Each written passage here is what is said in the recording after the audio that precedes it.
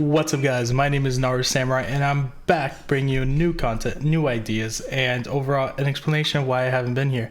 But other than that, the biggest thing here is we're going to be doing Gear Chronicle Premium. Hope you all enjoy.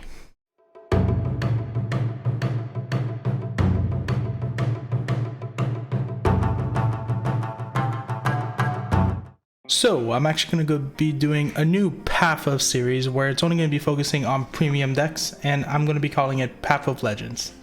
And with this Path of Legends, we're going to start off with today's video, which is Path of Legends Time Leap. Guys, I know I've been gone for, what was it, about now, a month? Yeah. Gotta apologize about that. So the main reason that I've been gone for a bit has been new projects for the channel, new overlays for my Twitch and as well as for this, and finally I've been trying to look for a job. So overall I've been working on that, trying to apply to places as well as be working on new ideas to bring out new and better content. But let's not hassle too much on that and focus on today's deck profile. Let's get on it. So guys, today we're going to be talking about Gear Chronicle Premium. It's one of my few favorite premium decks in comparison to Narukami. I think I will actually put it on top because as of right now, and I'll probably explain this in another video, Narukami Premium is a little slow, and I've been trying to find ways to make it a little bit faster so that you don't fall too behind coming to like some of the meta decks, but have not found that synergy as of yet. Maybe like in the next release, I feel like Eradicators may sooner or later be able to surpass Vanquisher by just one card, but you know that I'm going a little bit off topic.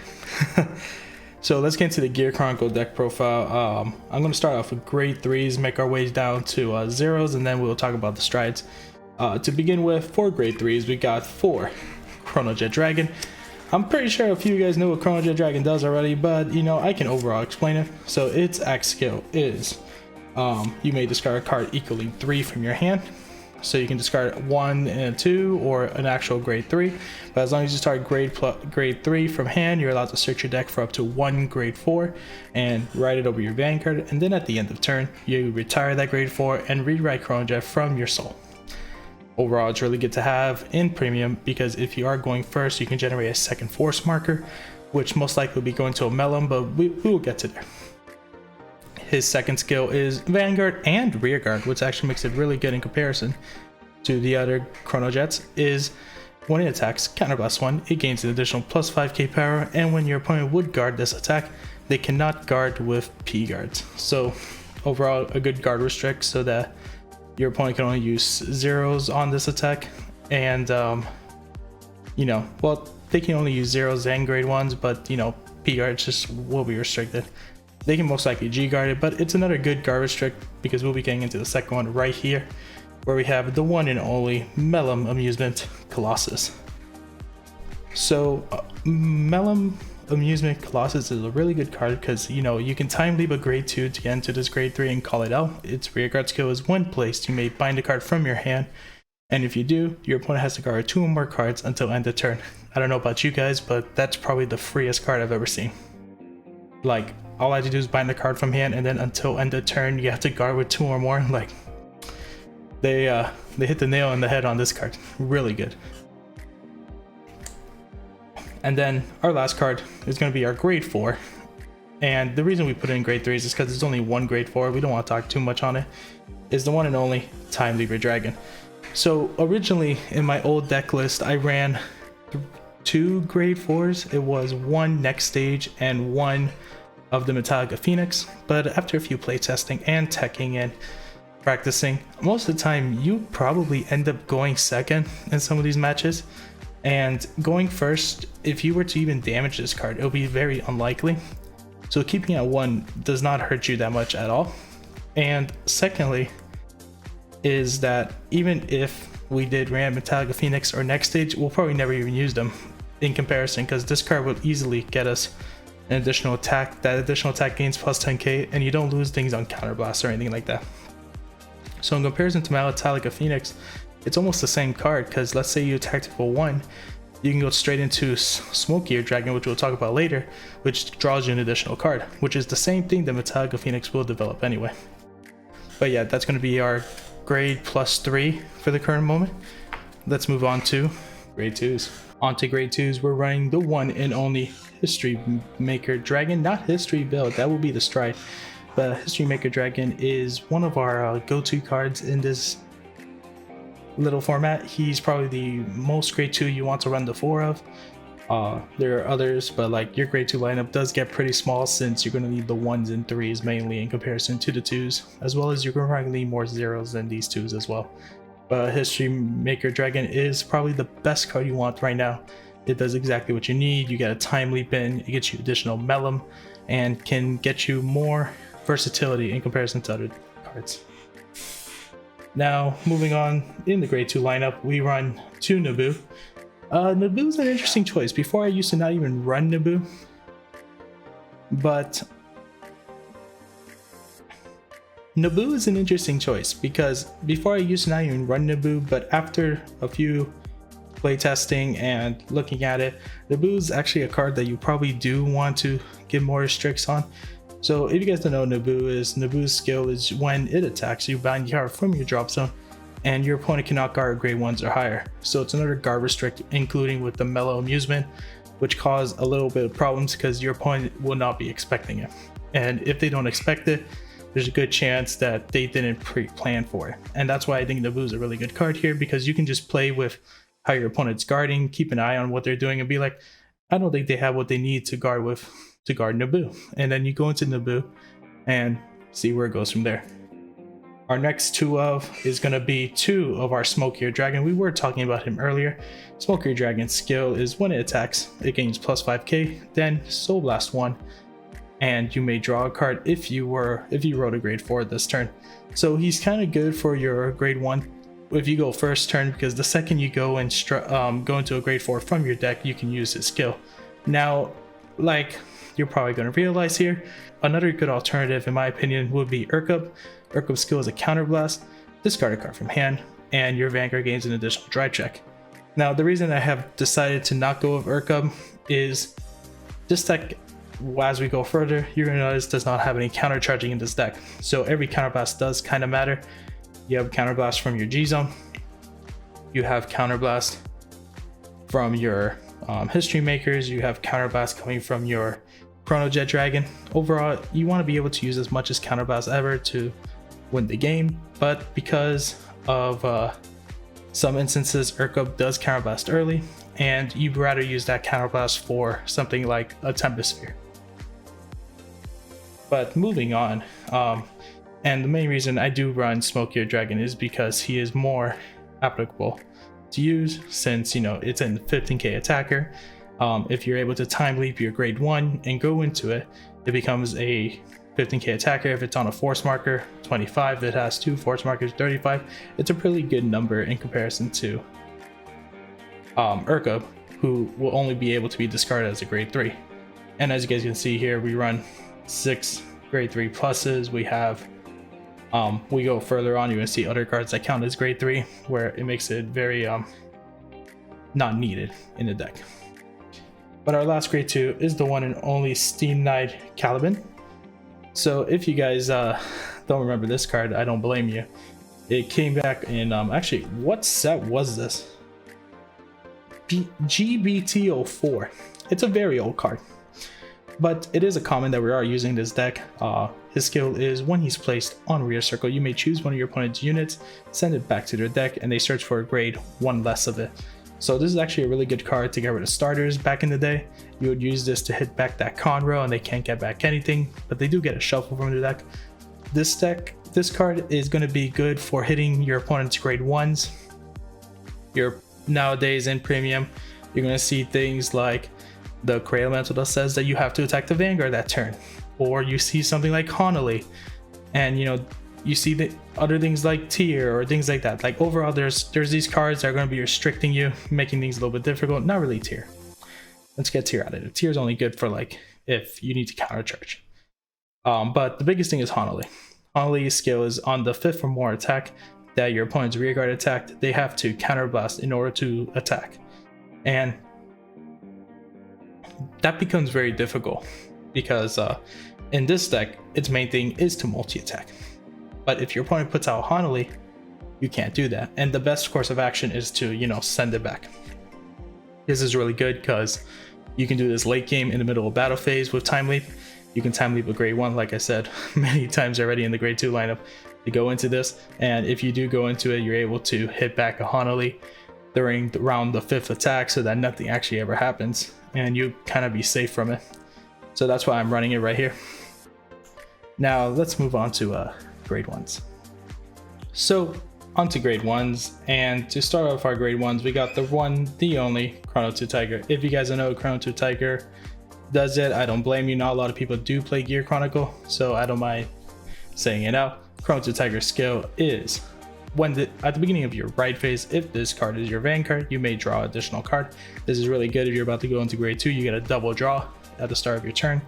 Overall, you really want to get those pluses early in premium because, you know, the closer you get to the middle of the game, the more cards you may lose, because there's a lot of very high octane decks, if you will, that could really hurt you throughout the long run. His second skill is when he's discarded from hand, you can counterblast one, call him as rest, and draw a card. This is actually really good because if you do have a Smokey Dragon on board, which I actually did not mention earlier, Smokey Dragon's second skill was when you would discard a card from hand, it will be considered as a grade 3. So you can totally, as long as Smokey is on board, discard anything from your hand to stride. And I think that's overall a really good skill because you can save cards in hand. You don't have to worry about grade 3s, and it does leave options for you later down the line. But here, if you were to discard this from hand, you can counterblast one, call it as rest, and draw a card. This is where I'm coming, where I don't think Urka would be a good call, because we have things that counterblast like this, and then there's counterblast like History Maker, and then there's counterblast like Next Stage, and you know, those things you do want to save for your big turns, and there's no counter charging, so you need to be able to be resourceful in that effort. But moving on, we got our next grade 1, which is going to be our actually we're not even writing it because it is our order, 3 Tempest Spheres. So Tempest Sphere, hopefully you guys all know it, but if not, it's counterblast 1, turn a card from your G zone face up, check the top 7 for vanilla, which is something without a continuous, an auto, or an act ability. The only card that I will be running, and I'll get to it towards the end of the profile, would be my heal triggers. Those are the only vanillas I do run in the deck, and the reason for that is those are the only ones I do want to get in my hand. Because, you know, it gives us access to G Guardians as well as other things in the deck that we rather have than, you know, having a random 10k guard as a vanilla in our hand. But overall, this is really good because his cost is actually the skill that we want, which is giving us the ability to use GB restricted cards earlier in the game. Example like History Maker, Melum, and the one and only Your Water.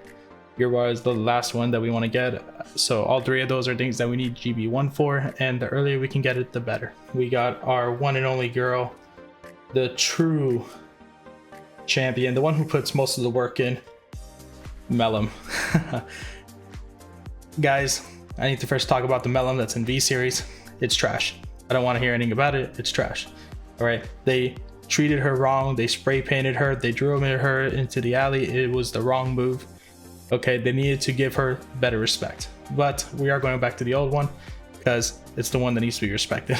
We're running Melum, and her skill, if you guys aren't aware, which I'm pretty fair that anyone who came in during standard does not even know what Melum does. But Melum's skill is when it attacks, it gains plus 4k. Send it back to deck, search your deck for a grade 0, call it to rear circle as rest. Now, this is a GB1 skill, and the reason that it's a really good skill is because if she was on a force marker, she's 21. If she was on 2 force markers, which is possible if you did go first and go into the grade 4, it becomes a 31k attacker. She will be repeatedly time leaped with skills like History Maker, History Build, and TikTok Worker, which we'll get to at the end. But anything that can be able to time leap into her is a really good card, because if so, you're able to keep attacking with a 31k attack, 21k attack, and hopefully if you're turned up Tempest Sphere earlier, you're able to get somewhere around like an 11k attack, but it'll be poking attacks early in the game. If your opponent does not hit a trigger, it hurts them towards the later game. Overall, it's a really good card to have. It's very aggressive, to get you grade zeros you need. So example is if your opponent did pull a trigger, you don't have to go into a TikTok worker. You can go into things like Gear Cat for next turn, so that you can go into strides to be able to do more shenanigans, which I'll talk about Gear Cat later on. As well as another option is going into a critical trigger that gives +10 to Vanguard and draw a card when your Vanguard attacks, so that you can gain more hand advantage. Overall, it's a very versatile card. It has a lot of options after her attack that you can go into, and it's pretty much the main staple that makes this deck what it is. Now, we're going to move into our next grade 1. It's actually one from clan selection as well, other than Time Leaper Dragon, which is going to be the one and only Ribble. So Ribble is actually the newest card, and I gotta say, she's perfect. Ribble's skill is when this card is discarded from your hand, you're allowed to Soul Blast 1, call to the field, it gains +5k, and then when you call to the field, you can put a card from your drop zone to the bottom of your deck to draw a card. This is by far a lot better than Chrono Tiger after the grade 1 turn. It's obviously the best option since there are cards that make you discard cards from hand, and it becomes very useful for things that you want to do later on. Now, I'll be getting into some of the cards that you can use to discard this and call it out. Mind you, there's a plentiful amount of cards. There's so many.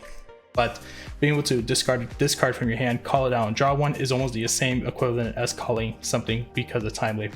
So it's going to add a little bit more multi-attack for us, as well as a little bit more options of what we can do. So that's my Ribble. Whoops.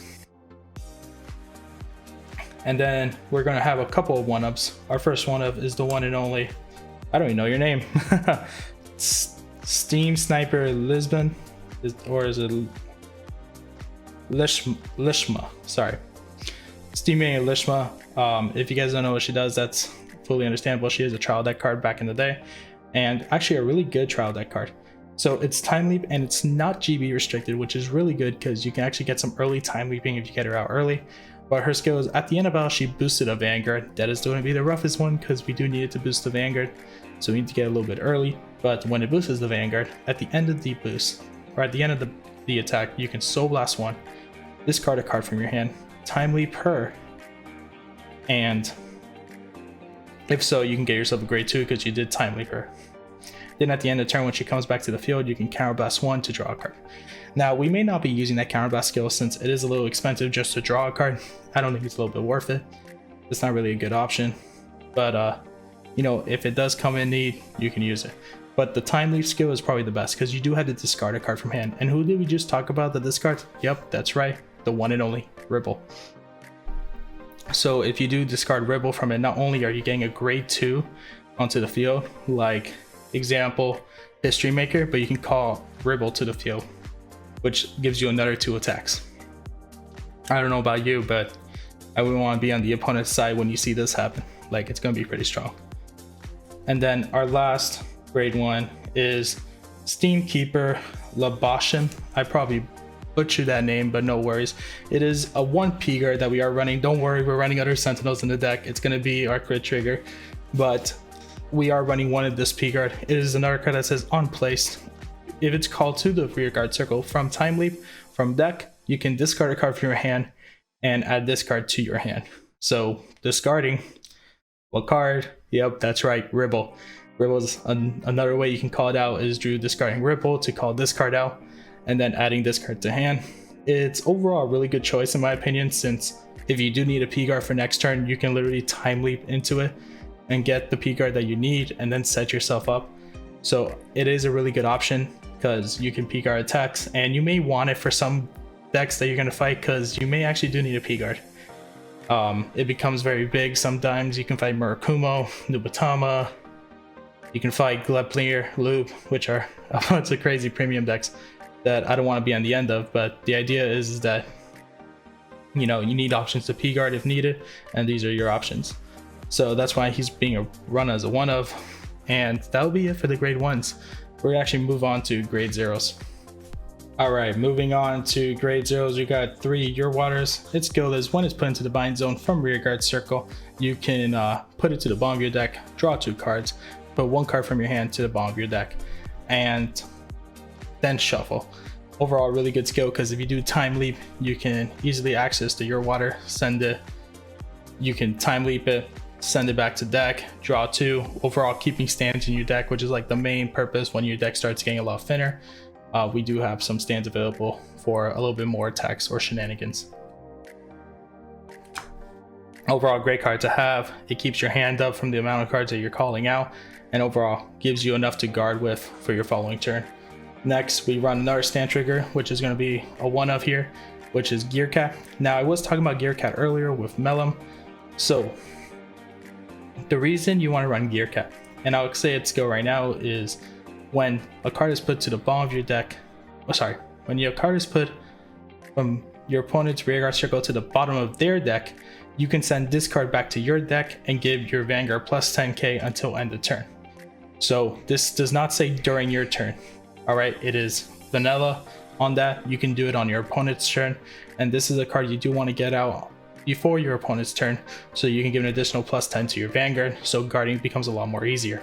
Now, cards that are going to let you send things to the bottom are only one card, but we do run it at 3 as our G Guardian, which is Header Around Dragon. Header Around Dragon's skill I will be saying later, but overall it does give you access to sending a card back to your opponent's deck to activate our one and only Gear Cat and get plus 10 to our Vanguard. Easily accessible with Melum, or you can leave it on the field, time leap something, and then come back to it later. Pretty much a lot of ways to get into it, and it's not a bad card. Next, we got our crit triggers. We're going to be starting off with 3 of our one and only 30k Sentinel. So we're running the 30k Sentinel because there are going to be cards that say that you can't activate auto abilities, and I do think that this is a better card to have so you don't fall into those holes where you can't guard because of auto abilities. And P guarding is an auto ability, so here's another Sentinel that could get around it. Overall, just keeping an eye out for things to expect. If the meta starts switching and cards like that are not being used, then we'll go back to P guards because drawing is not a problem. But at the current moment, I do think that we're going to go with the 30k Sentinels for right now, because we do have things that restrict our auto abilities. Example being Gastille is a new deck that's coming in, and you want to be ready for it. And this is how I'm a little bit planning ahead for it. Next, we got 3 more criticals. This is going to be our grade 3 fodder critical. When you discard it from your hand, it counts as a grade 3. Yeah, it's a little disappointing being a 15k guard that you're losing in order to stride, but you know what? Your stride turns aren't that bad, and you're going to need to do it. So he's over here just being another fodder for striding, and you're going to need it because, you know, there's not a lot of things that do it, and you can't just hope for a Smokey on the field. And then our last card is going to be our Steam Gunner Kadash.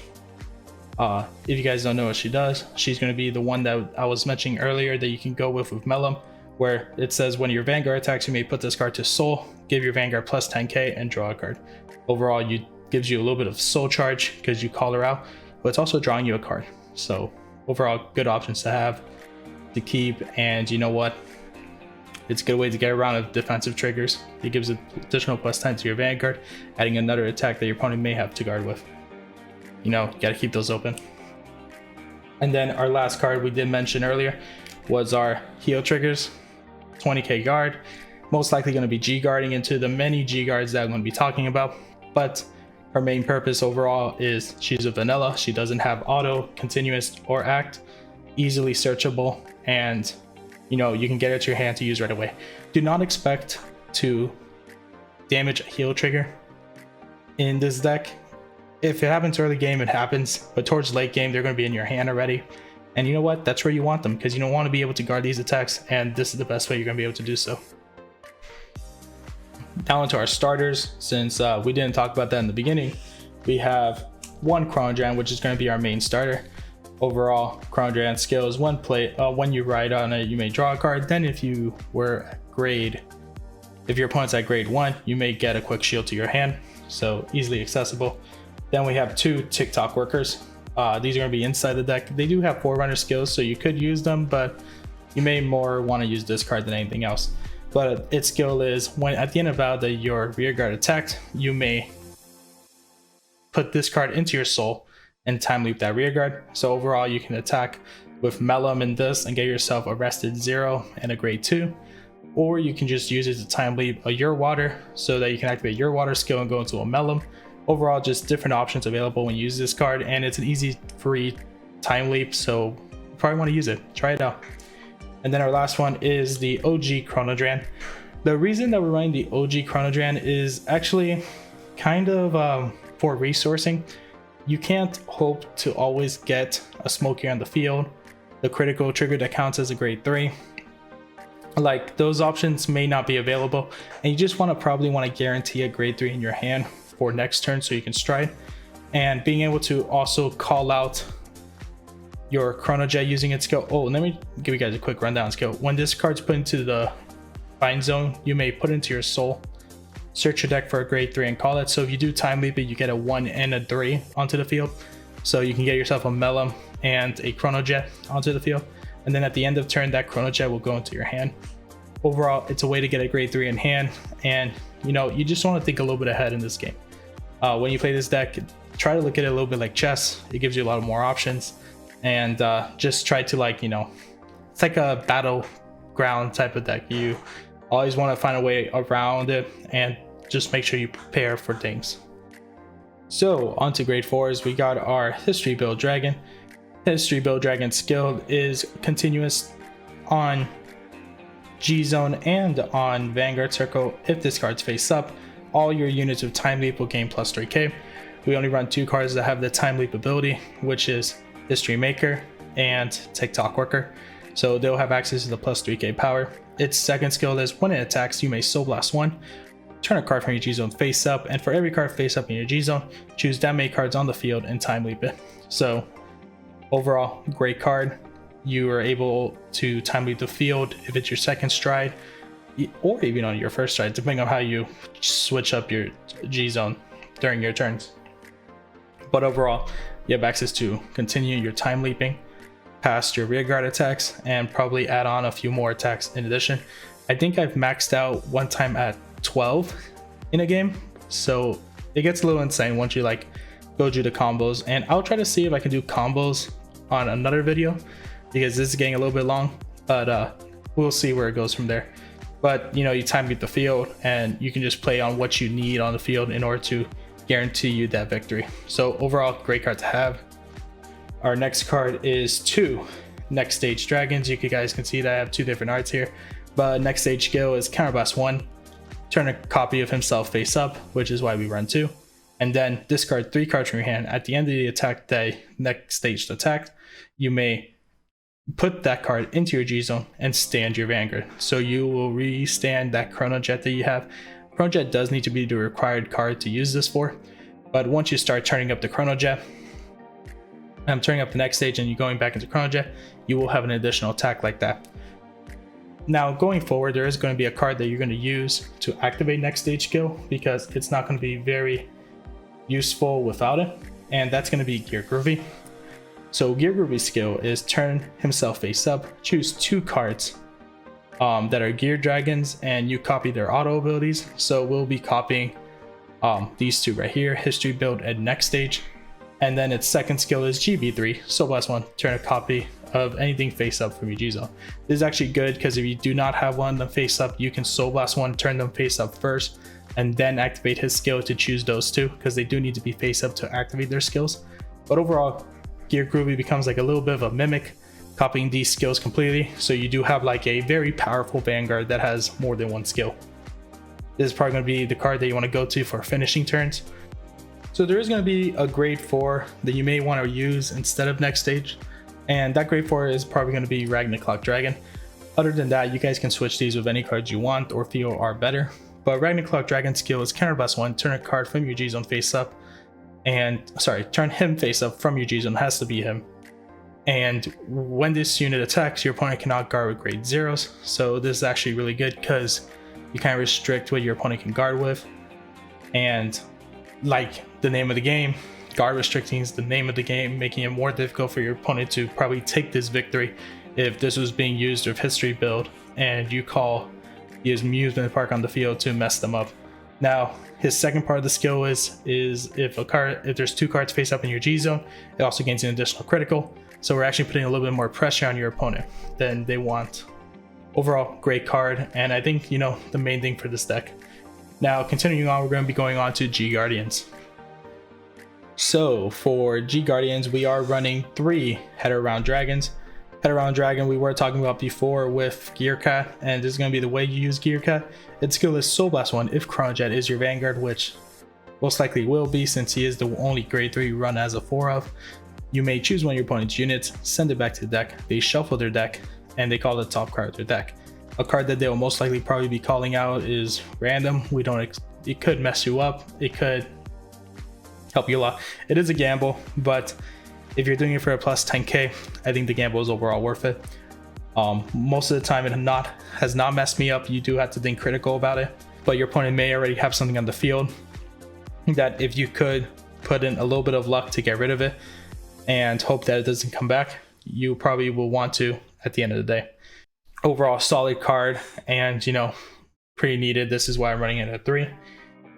Now, continuing on, we do run 2 of our Illurals. This is going to be our retroactive Time Maiden Illuro. It's one of the first G Guardians that we ever got. Pretty basic. They only get an additional plus 5k guard, so they're becoming a 20k shield, very similar to a heal trigger, but you do gain a skill on board. Its skill will be when this unit is placed on Guardian Circle, you may choose a normal unit and a trigger unit from your drop zone and send to the bottom of your deck. This is another card example similar to Ribble that's able to send cards back to deck so that we can use again. Things we may want to send back will be like TikTok Worker, Ribbles, Mellums, History Makers, just things like that that we feel like we're going to need for the following turn to access when we start time leaping. But other than that, another Allure that we are running is Time Maiden of Eternity Allure. Now this is going to be more for like your end game after you start flipping up a lot of a lot of G zone units, and you're probably going to want to use your skill. She is a counterblast, if I remember correctly. Yep, a counterblast. You turn something face up, so it is one of those G Guardians where you have to turn up another G Guardian, but after she turns something face up, for every card face up in your G zone, she gains an additional plus 5k shield. So after, like, let's say a Gear Crew return, you have 1, 2, 3, 4, 5, 6, 7. You have 8 cards face up. You put this card onto the Guardian Circle, turn another one face up. That's 9. 9 times 5 can be around 45k extra guard plus your 15. So that's like a 60k shield right there. Counting your Vanguard, which is 13, so 73k guard. Not bad overall. And this will be used like literally probably your past your second stride or past your first stride, depending on how you G guarded and turning cards face up with Tempest Sphere. But really solid card to have when things get a little bit hairy and you can easily get out of situations. Then our last card of the day is Rapana. This is actually an interesting card. This is more for if you are dealing with a lot of things that you need to G guard and you have multiple G guards in our hand, but you do not have the Gear Cat on board. Its skill is send back one of your grade 1 or greater cards from the field to your deck. Search your deck for up to 1 grade 0, call it to the field, right? And overall, the main thing you do want to call out is Gear Cat, because the easier you can get Gear Cat to the field, the quicker you can use its skill. So you can go into Rapana to guard an attack. Then the next attack may come in. You probably want to use our head around here and head around something. So then you can use the Gear Cat that you just got from Rapana in order to give plus 10 to your Vanguard. Overall, you see you're being able to access things on your battle phase, on your opponent's turn, and overall, you know, you pretty much have access to everything. But yeah, guys, that's pretty much the deck right there. Overall, it's pretty fun. I do enjoy it, and to myself, I do think that it's very competitive because you do have access to a lot of things, not only on your opponent's turn, but you have access on your battle phase to start timely. It's almost like your battle phase becomes your main phase, and the second your opponent damages a trigger and you think that you run out of attacks, you can actually start changing the way you do things to do more attacks. And overall, I think that's a really good attachment that you do want to have when you play Vanguard, and it is something that you probably want to like take a look at. Overall, yeah, hope you guys enjoyed. Now, guys, I do want to say I am sponsored by Golden Phoenix Games. If you guys don't know who they are a card shop, TCG website. Overall, they sell everything Vanguard related that you want at a reasonable price. And if you do use my code NARU on checkout on things for like boxes or Vanguard splits, you will be able to get $5 off using my code NARU. And anytime you do use my code, it does help the stream and help the channel, so make it grow and give us more content. But other than that, guys, thank you so much for coming by. Hope you guys enjoyed the deck profile. I know we didn't do lore this time. The reason why is because premium is such a big format and the lore would take us a little bit longer than we want to. So it's just overall a fun deck profile, and let me know what you guys think. Leave a comment down below, and what premium deck do you want to see me do next? Well, see you in the next video. Peace.